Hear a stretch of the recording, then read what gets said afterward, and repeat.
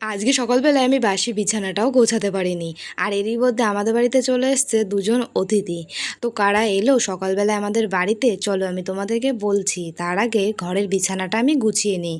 তো তাড়াতাড়ি করে কিন্তু বাসি বিছানাটা আমি গুছিয়ে নিয়েছিলাম এই ঘরে। আর সুন্দর করে ঘরের সানটা আমি ঝাড় দিয়ে নিয়েছিলাম। তারপরে চলে এসেছিলাম পাশের ঘরে। আর এই ঘরে দেখো কত বাসনপত্র, জামা কাপড় সব ছিল। তো সেগুলো আমি কলে রেখে এসেছি। আর এখন ঘরের ভেতরটা সুন্দর করে আমি ঝাড় দিয়ে নেব। ঘরের ভেতরটা তো আমার ঝাড় দেওয়া কমপ্লিট হয়ে গেছিলো। তারপরে আমি সার্ফের জল নিয়ে এসে ঘরের ভেতরগুলোকে সুন্দর করে মুছে নিয়েছিলাম। তারপরে আমি চলে এলাম বাসি উঠোনটা ঝাড় দিতে। দেখো দুদিনে বৃষ্টি হওয়ার কারণে আমাদের উঠোনে কেমন শ্যাওলা পড়ে গেছে।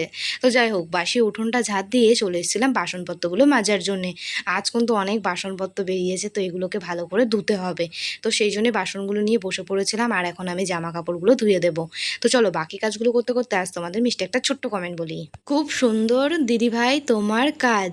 থ্যাংক ইউ মিষ্টি বোন, আমার এত সুন্দর এটা কমেন্ট করার জন্য। আমার তরফ থেকে রইলো তোমার জন্য অনেক অনেক ভালোবাসা। অনেক ভালো থেকো মিষ্টি বোন তুমি।